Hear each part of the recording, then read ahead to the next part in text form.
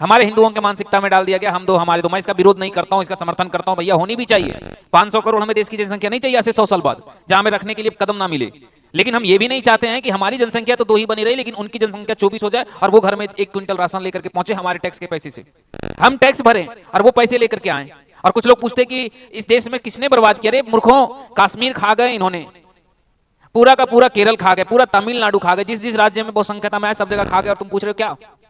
मैं इस चीज का भी विरोध नहीं करता हूं कि किसी धर्म की या बहुत जनसंख्या कम बेसी, चलो ठीक है, सरकार यही नियम लाए कि तीसरे के बाद से बच्चों का राशन नहीं मिलेगा। आप यही कर दो कि चलो 2 तक मिलेगा, तीसरे से मिलना बंद हो जाए। आप कुछ कर नहीं रहे हो। हाँ, मैं देखो कुछ लोग तो ये बात दिमाग में लगेंगे कि मैं सरकार का विरोधी, मैं सरकार का विरोधी नहीं हूं। 2 काम मत कीजिए, या तो आप जनसंख्या पर बात करना छोड़ दीजिए कि नहीं मुझे जनसंख्या से कोई मतलब नहीं, देश 500 करोड़ पर जाए, या तो फिर अगर बात करें तो फिर दोनों पर लागू कीजिए ना। और जब लागू ही नहीं करना है तो फिर बात क्यों कर रहे हो? आप हिंदुओं को नई शिक्षा दे रहे हो। हिंदू कहां पढ़ते हैं? हिंदुओं में क्या मदरसे गुरुकुल हैं? बताइए, गुरुकुल है? नहीं है। भारत का जितना हिंदू है सारे हिंदू के बच्चे कहां पढ़ते हैं? सरकारी स्कूल में, इंग्लिश स्कूल में, सब पढ़ते हैं ऐसे स्कूलों में जो सार्वजनिक है। और वहां हमें क्या सिखाया जाता है? बच्चे 2 ही अच्छे। अब चाइल्ड पॉलिसी देखिएगा, अमिताभ बच्चन का फोटो लगा रहेगा, उसमें लिखा रहेगा बच्चों में 2 साल की गैप, 2 ही बच्चे अच्छे। और उन्हें क्या सिखाया जा रहा है कि भैया तुम 24वां बच्चा। इंदिरा गांधी का शासनकाल देखिए, हिंदुओं की 50,000 हिंदुओं की जबरदस्ती नसबंदी कर दी। और उसी समय में आप जाकर के पढ़िएगा कि सलमा बेगम को 14वें बच्चा पैदा करने पर 5,000 रुपए सरकार देती थी।